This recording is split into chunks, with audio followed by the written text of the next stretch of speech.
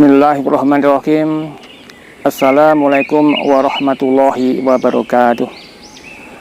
Alhamdulillahirabbil alamin, wassalatu wassalamu ala asrofil anbiya wal mursalin nabiyina Muhammadin sallallahu alaihi wasallam wa ala alihi washabihi ajmain.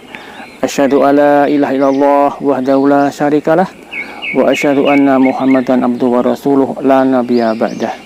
Pemirsa yang berbahagia, yang insya Allah dirahmati Allah SWT, bahwa salah satu nikmat yang sangat luar biasa yang telah kita terima adalah nikmat usia panjang.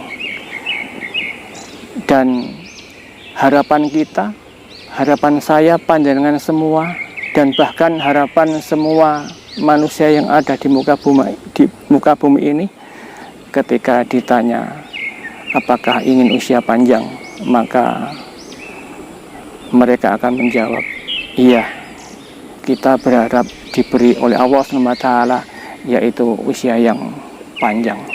Akan tetapi bahwa nikmat usia panjang yang diberikan Allah SWT kepada kita, kalau kita tidak menggunakan dengan sebaik-baiknya, maka justru akan menjadi bencana dan musibah kepada kita semua. Maka untuk itu kewajiban kita ketika kita diberi usia yang panjang dari Allah SWT, yaitu menggunakan nikmat usia panjang tersebut untuk beramal ibadah kepada Allah SWT, untuk taat kepada Allah SWT. Bapak Ibu yang dirahmati Allah SWT, dalam sebuah hadis yang diriwayatkan oleh Imam At-Tirmidzi, baginda Rasulullah SAW bersabda, khairun nasi man tola umuru wa hasuna amaluh wa syarrun nasi man tola umuruhu wa sa'a amaluh.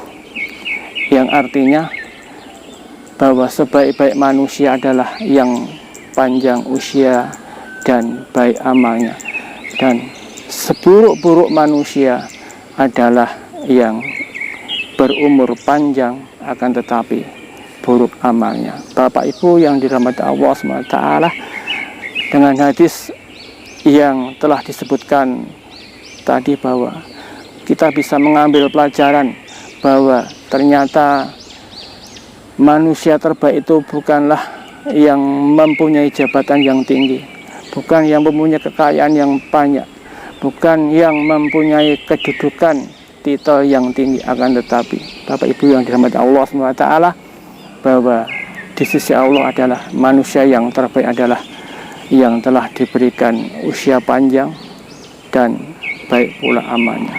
Akan tetapi yang perlu kita pikirkan adalah bukan seberapa panjang usia yang nanti diberikan kepada kita, bukan itu yang kita pikirkan, bukan itu yang kita masalahkan. Akan tetapi berapapun usia nanti yang telah diberikan kepada kita, jatah kita, maka kita gunakan usia kita sebaik-baiknya dengan taat, dengan beramal ibadah kepada Allah SWT.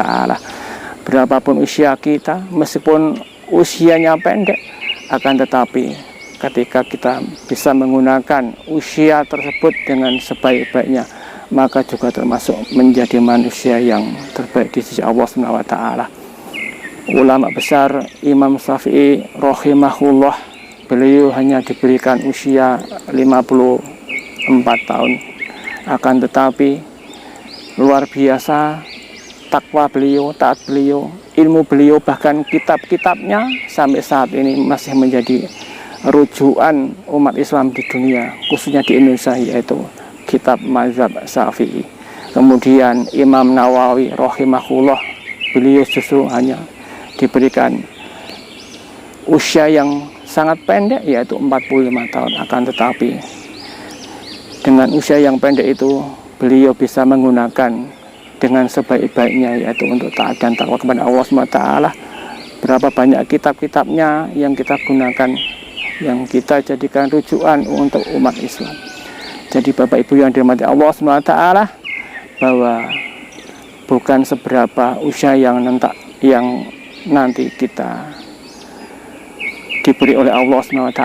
Akan tetapi bagaimana caranya menggunakan usia yang telah diberikan Allah kepada kita itu dengan sebaik-baiknya.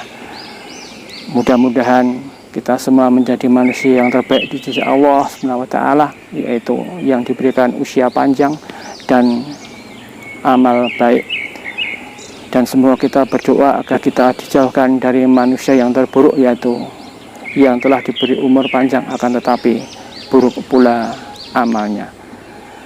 Bapak Ibu yang dirahmati Allah SWT, sedikit yang saya sampaikan pada kesempatan kali ini mudah-mudahan menjadi pelajaran kita, menjadi ibrah bagi kita, bahwa semakin bertambah usia kita, maka seyogyanya bertambah pula taat dan takwa kita pada Allah SWT, bertambah pula amal ibadah kita kepada Allah SWT, bahwa usia yang barokah adalah usia yang kita gunakan untuk taat dan takwa kepada Allah SWT.